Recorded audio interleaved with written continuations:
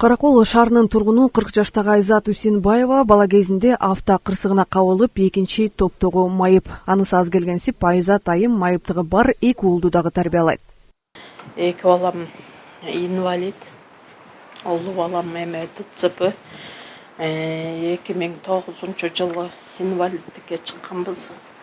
Экинчи балам болсо 2015-жылкы ал баламда мүмкүнчүлүгүнөн чектелген.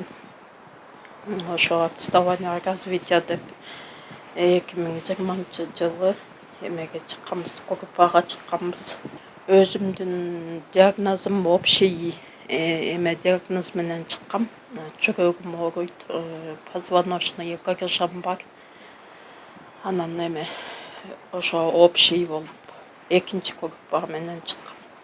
Бүгүнкү күндө эне балдар туруктуу жайга муктаж, себеби майып уулдар менен көрүнгөн жерде батирлеп күн кечирген эне үчүн жыл санап кыйынчылыктар жарыла баштады.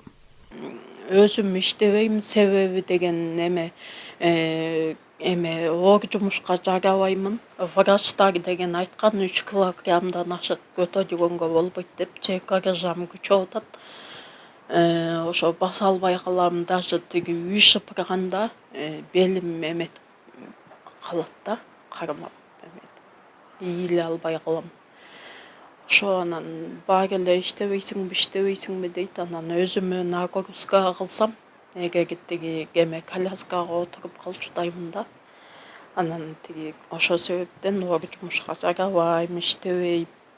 Канча жолу жаздым, ошо мамлекеттин балансында жер жок, үй жок деп эле ушундай эмелер келип атты да, жоопторчу.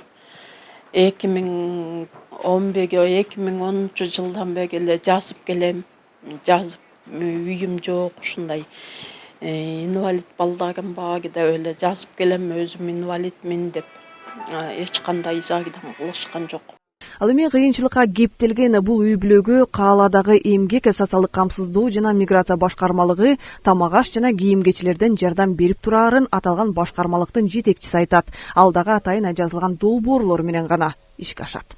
Учурда 2 баласына майыптуулугу боюнча 8.000 сомдон 2 баласына алат, 16.000, андан тышкары 1 баласына 6.268 сом жеке ассистент катары. Аз камсыз катары 1.200 сом 1 баласына алат, 16 жашка чейинки жүлүк бул. Ошол менен жалпысынан 24.628 общий жалпы акча алат бизден. Өзүнүн дагы экинчи топтогу майыптуулугу боюнча 4.600 сом соцфонддон алат. Болгон гуманитардык жана меценаттар, жергиликтүү бюджеттен болуп калган жардамдардын баарына жазып турабыз, колдон келишинчечи. Ошо анан кийин кээде продуктубуз жок калат. Платамдын акчасы дагы аябай кымбат болуп атат. 10.000 сомдон төлөйм. Анан кийин балдарым болсо 6 ай сайын ак суу коргоюна жаткызып турам леченияга. Өзүм дагы 6 ай сайын жатып турам неврология бөлүмүнө. Ошолорго акча көп кетет, балдарымдын витаминдерине, дарыларына, квартплатага, светке, отопление дагы төлөйм кышкысын. Колуңардан келишинче жардам берип коюңарды суранам. Учурда Каракол шаарында 8.000ге жакын мүмкүнчүлүгү чектелген адам каттоого алынган. Анын ичинен 2.000ге жакыны социалдык жардамдарды алышат. Ал эми өкмөт тарабынан мүмкүнчүлүгү чектелген жарандарга колдоо иретинде жөлөк пулдарды 100% көтөрүшкөн.